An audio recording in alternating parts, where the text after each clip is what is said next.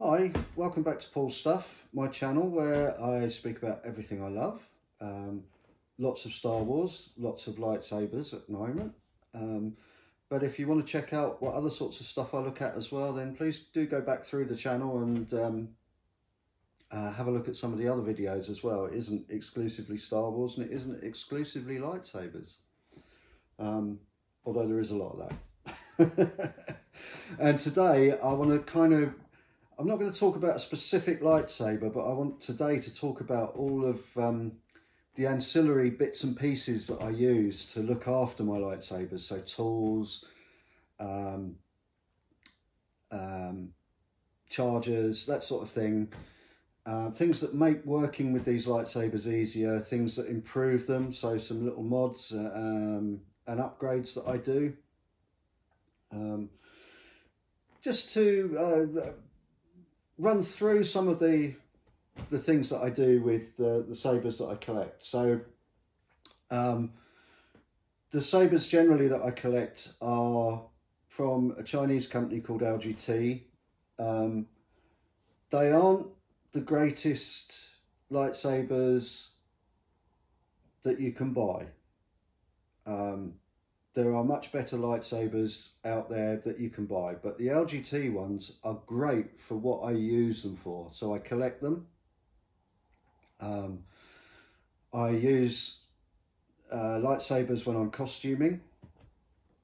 And for those purposes, for me, the LGT sabers are great. They do everything I need them to do, especially the Xenopixel versions. Now, LGT do these sabers in several different versions. They do baselit versions.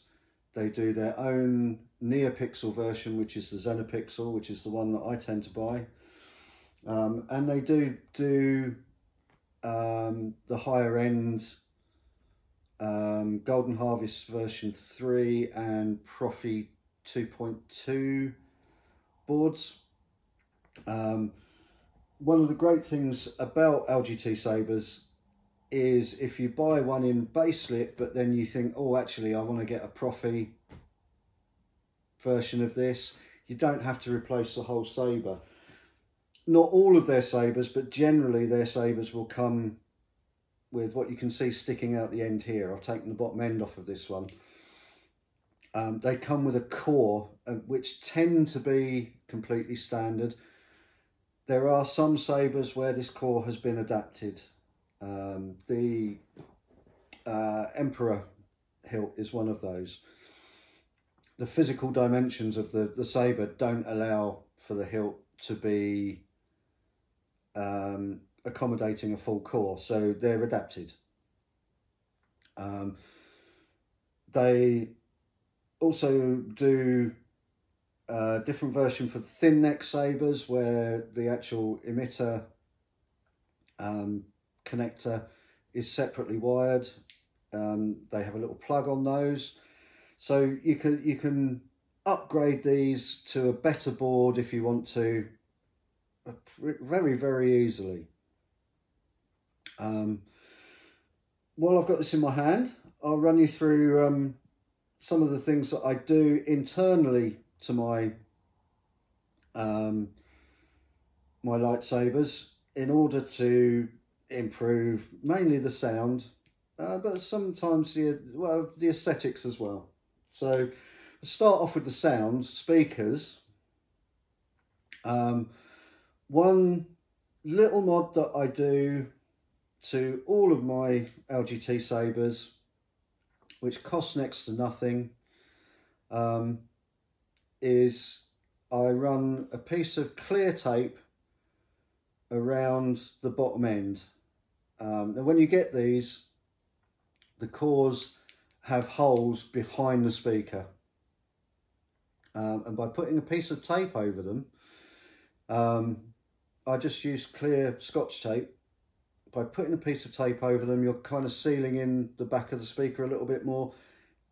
Don't expect wonders from it, but it can give you a marginally better speaker sound from these things.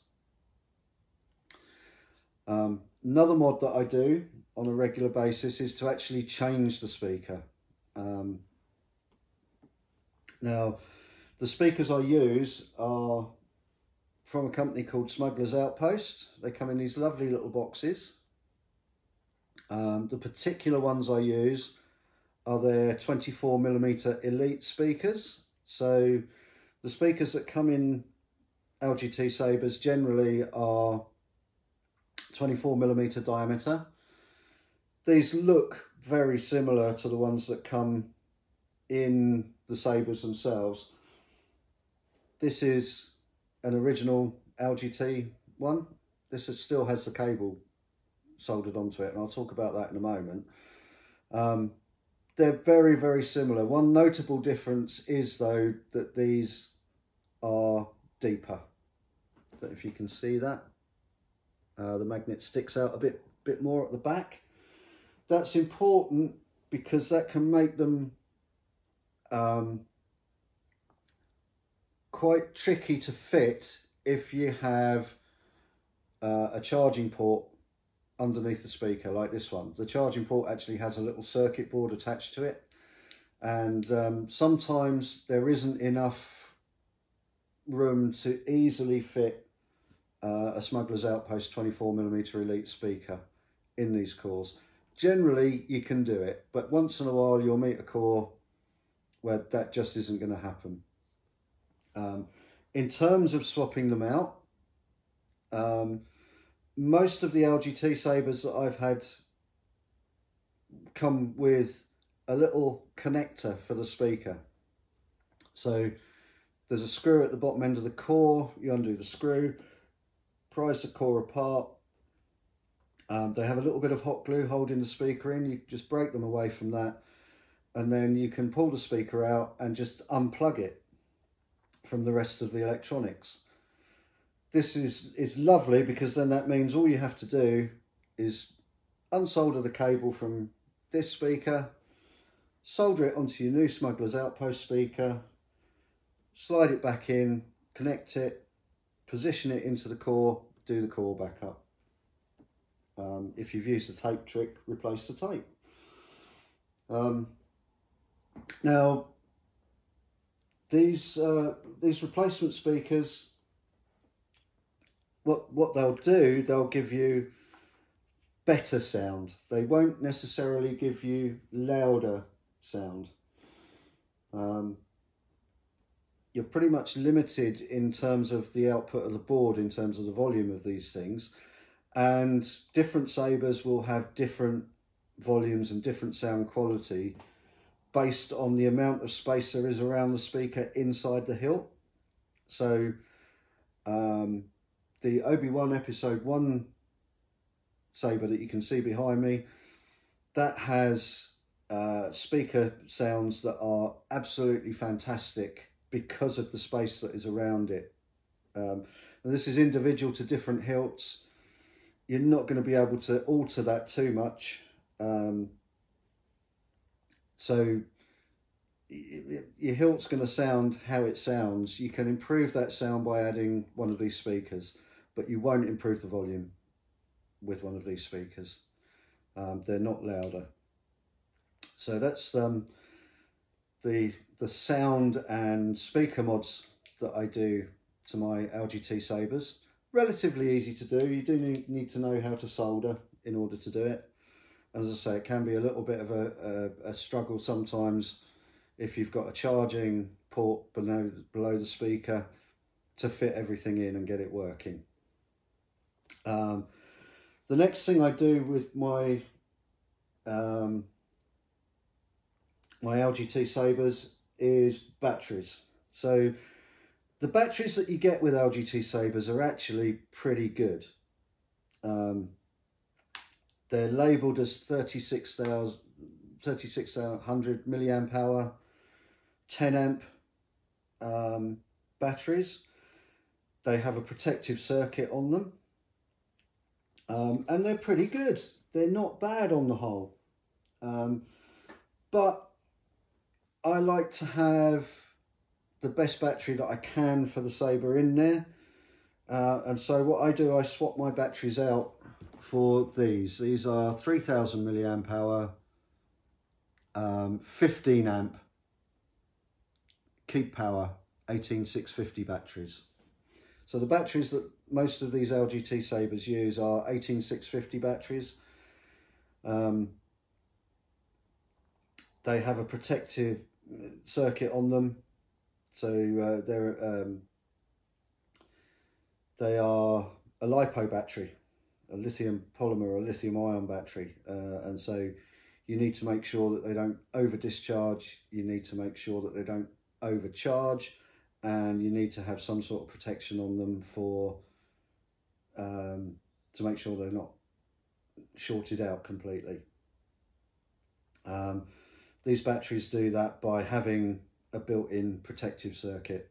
I'm not sure whether LGT's electronics have also got protection in them. They may have, I can't guarantee that. So I wouldn't use an LGT Saber with a battery that doesn't have its own protective circuit on it. And these Keep Power ones do have.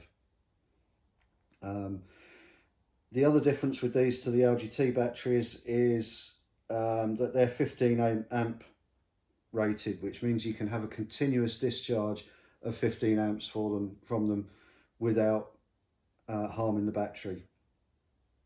The batteries that come with the Sabers have 10 amp. So where this comes in is things like brightness of blades and things like that, although you're probably not going to notice too much difference. But as I say, my main reason for swapping these out is to know that I've got a good quality battery in my Saber.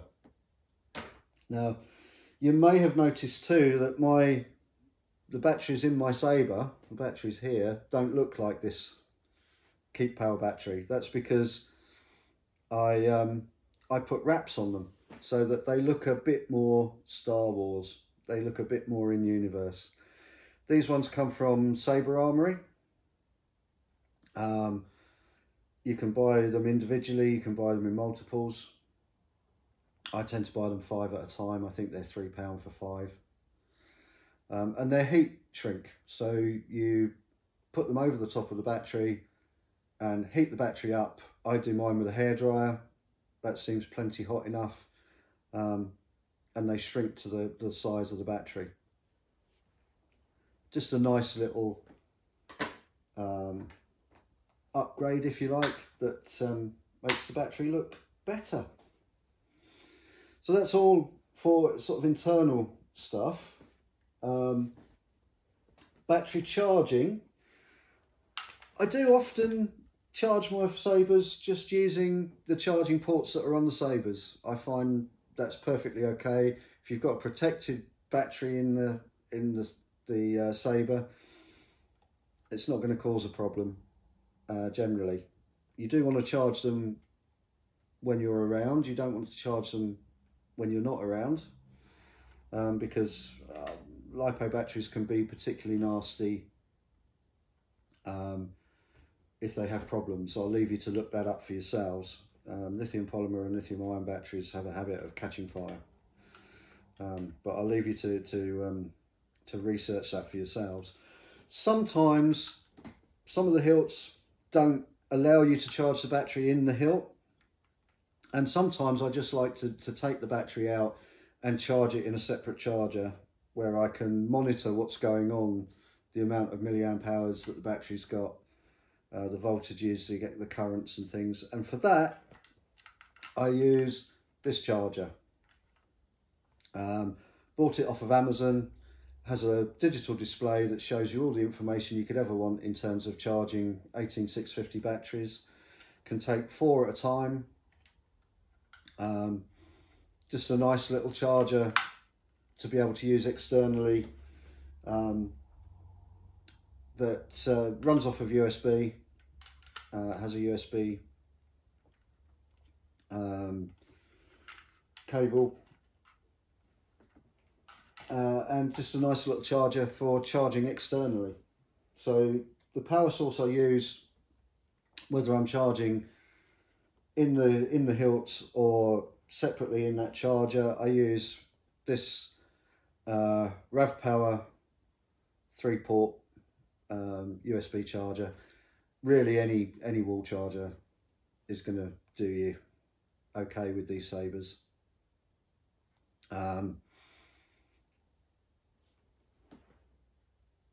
Just be careful not to use maybe the higher powered lightsaber USB chargers.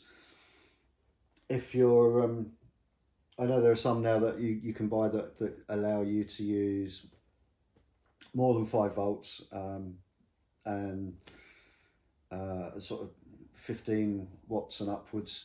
I would avoid those if you're charging these sabers in the hill. If you're charging them in the external charger, there's no problem with it whatsoever, because that's taking care of all the monitoring as well. But yeah, just use a basic wall charger if you're charging them in the hills. Most of the sabers that I have, in fact all of the sabers that I have, I use blade plugs in. Now I use these for a couple of reasons. One with baselit blades, don't have many of those, but where I do, the LEDs in the emitter of the saber can be very, very bright, and a blade plug just mitigates that a little bit. It also stops any dirt and debris getting in, particularly important with the NeoPixels where you've got connectors inside here. Most of all though, it's about the looks when you don't have a blade in. So this has a blade plug in it. You can't see all the connectors. The blade plug will light up when the saber lights up.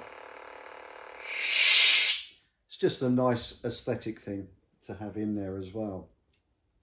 So the type of blade plugs I use are baselit blade plugs.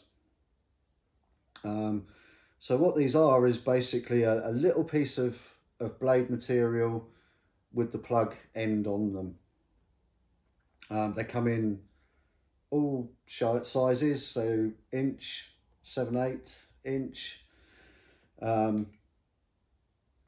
reason I use these, even in the NeoPixels, the LGT NeoPixels have LEDs in the connectors in the emitters, so you can get NeoPixel blade plugs. They're the same as these, except they have the NeoPixel connector on the end and a couple of LEDs inside them. They cost a little bit more. They basically, if you've got a lit emitter, they work pretty much the same. So yeah, that's blade plugs. One of the things I regularly do with blade plugs, if I take this blade plug out for a moment,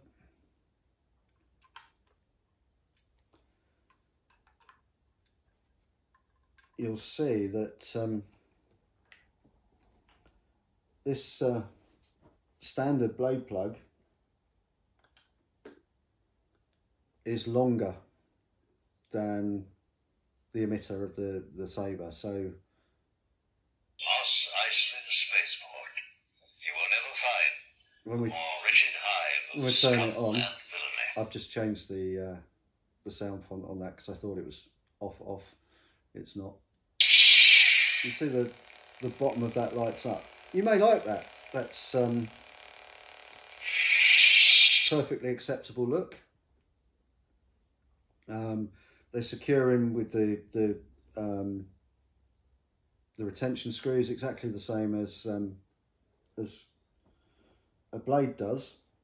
But what I tend to do with my blade plugs is to cut them down. So you can see this is substantially shorter than a standard length blade plug, and that's because it's been cut down so that it ends flush with the end of the emitter. I just think it looks better when they're on display, and the tool that I use to do that is a plumber's pipe cutter. Again, bought off of Amazon, really reasonably priced. You undo undo the blades, pop in this case, the you pop in the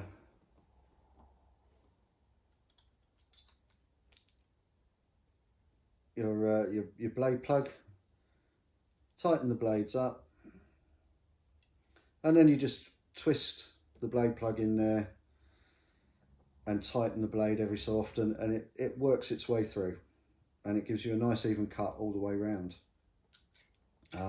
Also use this for cutting blades, so I can cut blades down to whatever length I want. Obviously that doesn't work with NeoPixel blades, because NeoPixel blades have LEDs inside.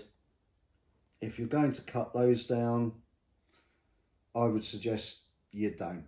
Basically, I would suggest that you go and buy a new NeoPixel blade that is the length that you want it. Unless, of course, you want a completely custom blade. And even then, I would suggest buying the components rather than buying a blade and trying to cut it down. But for baselit blades and daylight blades, this cutter enables you to make your blade any length that you want.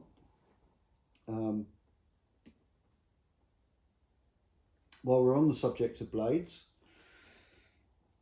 I've got a whole video on these little things to themselves. These are blade adapters. So most of the LGT sabers come with a 1-inch socket for the blade, and they take a 1-inch blade diameter. But you can also now, and some of the LGT's newer blades are 7/8 inch, so that is smaller diameter. These are lighter. I quite like the 7/8 inch blades, and Padawan Outpost now do an adapter which sits in the emitter, allows you to put the screws through the adapter onto the blade, but it keeps the blade centered, so you can use a 7/8 inch blade in a 1-inch diameter emitter. It's great. You do have to make sure that you've got long enough screws, because the retention screws will have to go through a little bit further. But that enables you to use the newer 7/8 inch blades with older 1-inch sockets, and they work exactly the same. Now, as I was removing the blade plug from the Saber, you may have seen me using this little tool. So this is my preferred Allen wrench. Now, with most of the Sabers that you buy, LGT Sabers, you will always get a small traditional shaped Allen wrench in 2mm.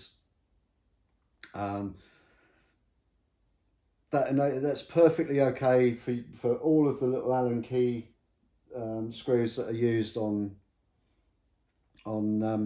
LGT Sabers.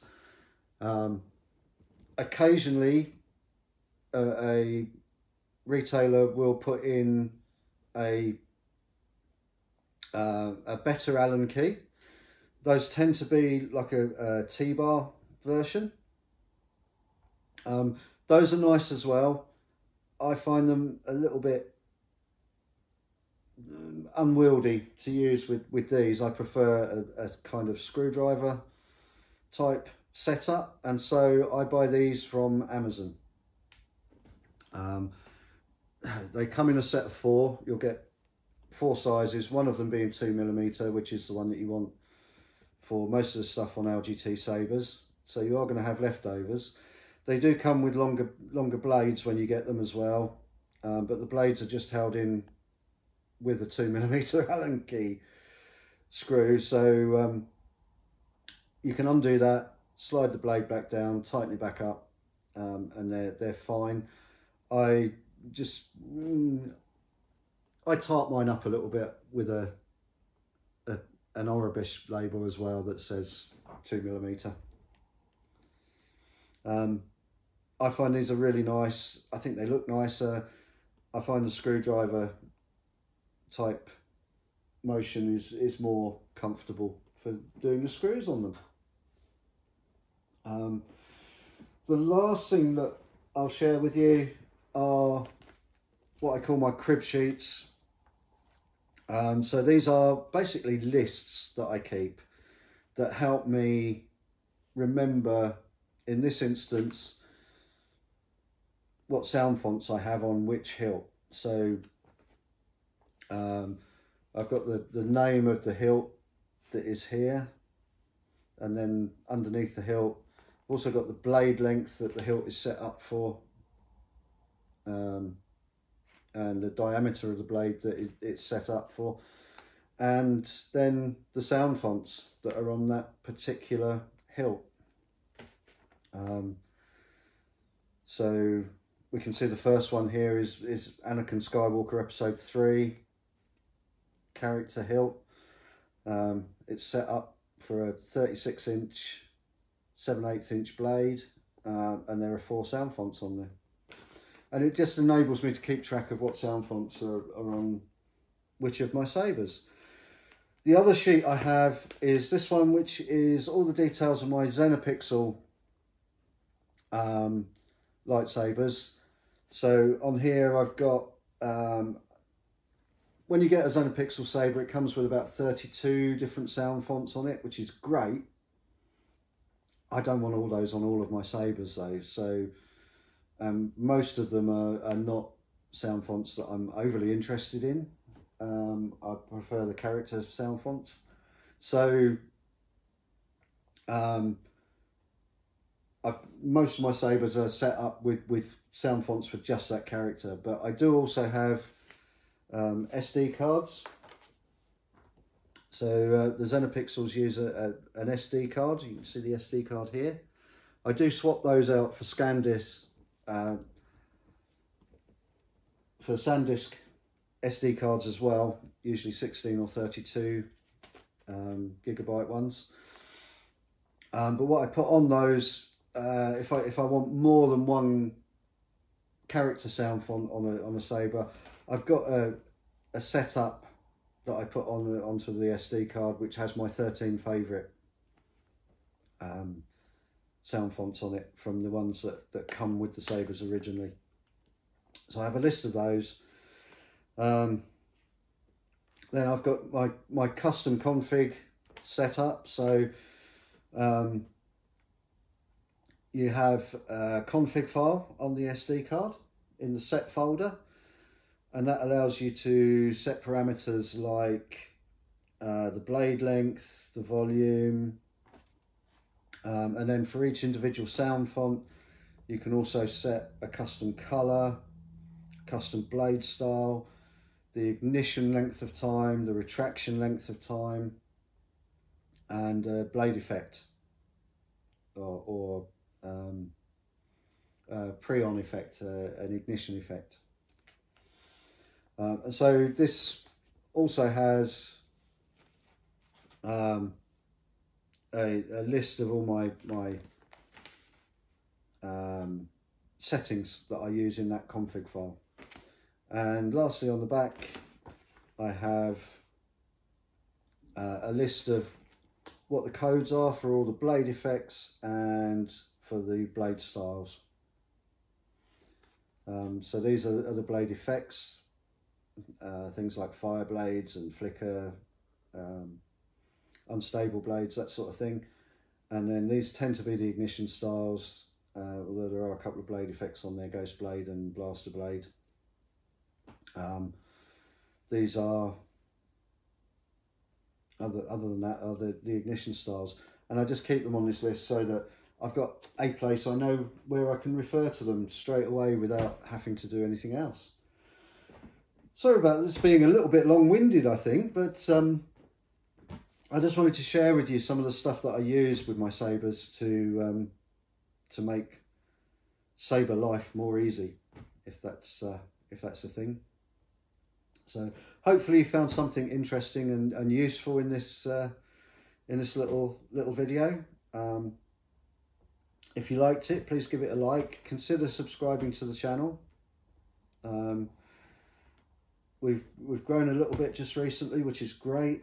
It never ceases to amaze me how many people want to listen to me waffle on about this sort of thing and other things. So thank you if you have subscribed. If you haven't, please consider it. Be links to most of this stuff where you can get it in the description below.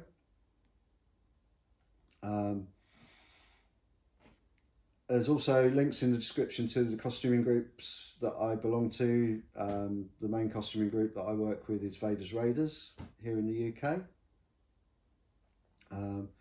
So yeah, I hope you've enjoyed the video and hope to see you again soon. Cheerio.